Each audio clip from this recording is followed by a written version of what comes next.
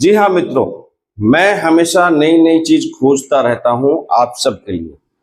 आज करूंगा पोल खोल ऑरा स्कैनर और ऑरा स्कैनर के लिए बकवास करने वाले के लिए।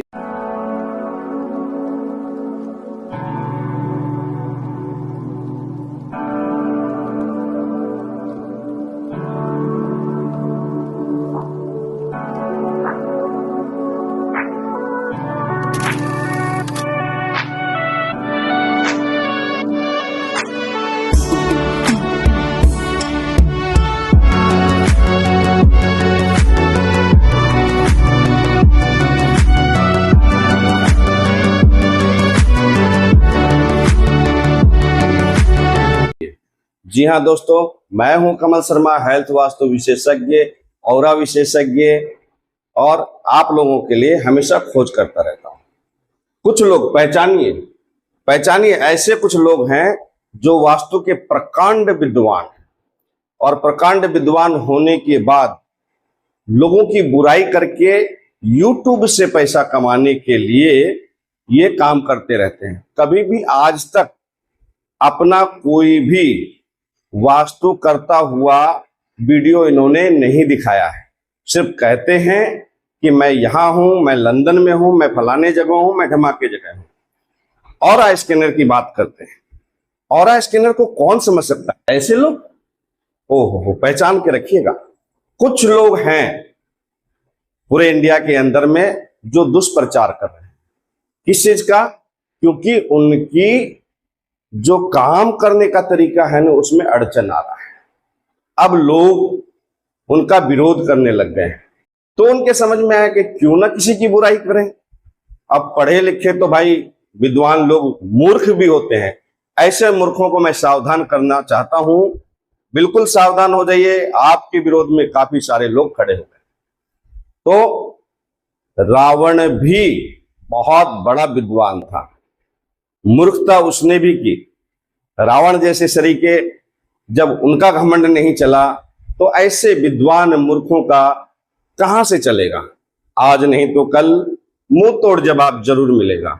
मैं ऑरा स्कैनर जितने भी भाई बंद हैं, मैं उनका सपोर्ट करता हूं। मैं कहता हूं आप डरो मत। एक कहावत सुनी होगी ना, हाथी चले बाजार। यस, आगे नहीं बोलूंगा। तो आप जान करके रखिए, आपको डरने की जरूरत नहीं है।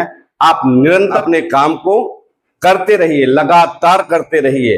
अगर कोई आपको कहे कि ऑरा स्कैनर के बारे में देखिए ऐसा ऐसा दिखाया जा रहा है, बताया जा रहा है, तो मेरा भी वीडियो दिखा दीजिए।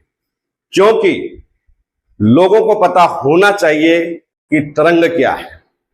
जैसे इन महाशय को पता नहीं है कि तरंग क्या है।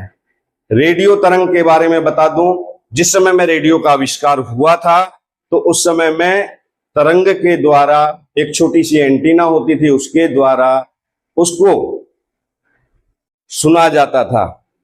BBC London, Delhi radio, Akashvani, सारे उस पर चलते थे। आज रेडियो मिर्ची। उसी तरह से मैं ये बता दूं कि पुराने समय में एंटीना एल्युमिनियम की होती थी, काफी सारी लंबी होती थी, जो आपने भी देखा होगा। तो एंटीना उस तरंग को पकड़ करके हमें दूरदर्शन दिखाती थी। आज केबल लाइन लगे हुए हैं, और सब लोगों को समझना चाहिए कि तरंग क्या है।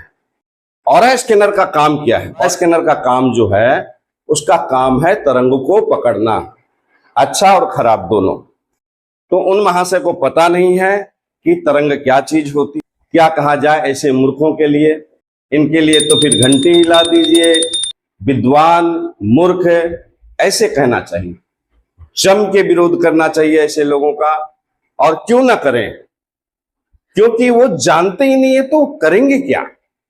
मेरे मित्रों, आप लोग चिंता मत कीजिए, हमारी पूरी टीम इसमें लगी हुई है। साथ ही ऑरा स्कैनर के जन्मदाता मनन मूर्ति जी भी लगे हुए हैं, और हमारे काफी सारी टीम लगी हुई है। तो आप क्या हैं तैयार मेरे साथ? तो हो जाइए मेरे साथ देने के लिए, और भरपूर विरोध कीजिए ऐसे पढ़े लिखे विद्वान मूर्खों की।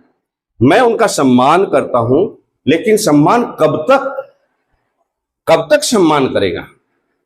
जब खिलवाड़ अगर कोई करता है तो फिर उसके साथ भी होता है। ऑरा स्कैनिंग के लिए, ऑरा के लिए हमारे प्रधानमंत्री माननीय नरेंद्र मोदी जी ने भी इसके बारे में कहा है, जो इस वीडियो में आपको दिखा रहा हूं। इस व्यक्ति के जीवन में ये डेफिशिएंसी है शरीर में, 25 साल के बाद ये बीमारी आ सकती है, 30 साल के बाद ये बीमारी है। ऑरा साइंस बहुत बड़ी मात्रा में डेवलप हो रहा है। आज के हमारे मेडिकल साइंस के साथ जुड़ा हुआ ऑरा साइंस नहीं है।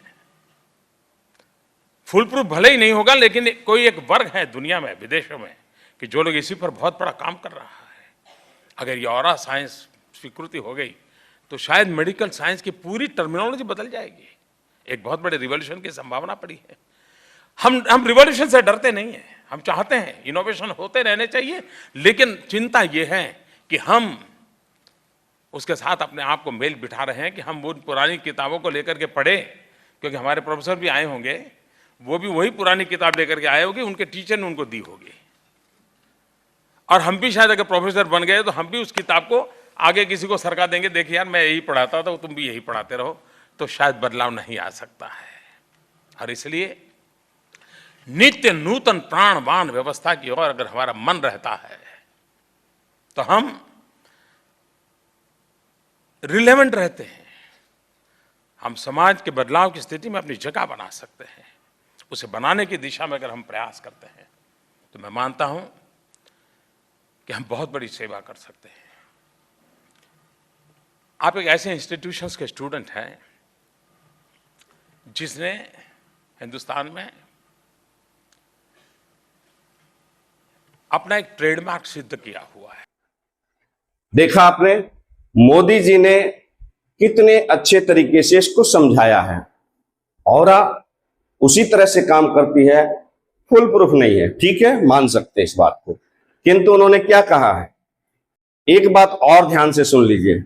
जैसे होम्योपैथी को WHO ने मान्यता नहीं दी है, उसके बाद भी होम्योपैथी के इलाज से लोग ठीक होते हैं, उसी प्रकार से ऑरा के द्वारा, ऑरा स्कैनर के द्वारा जो हम लोग रिसर्च करके लोगों को बताते हैं, उनको ठीक करने का तरीका है।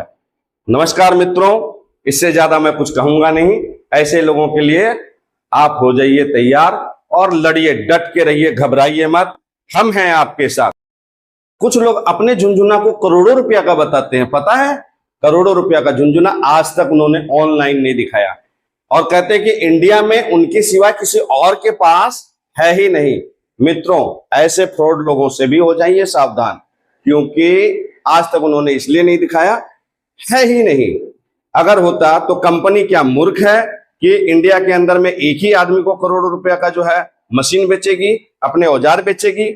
ऐसे लोगों से हो जाइए सावधान। झूठ, फ्रॉड यही सिर्फ बोलते रहते हैं, है विद्वान, लेकिन अपने YouTube से पैसा कमाने के लिए करते हैं ऐसा काम।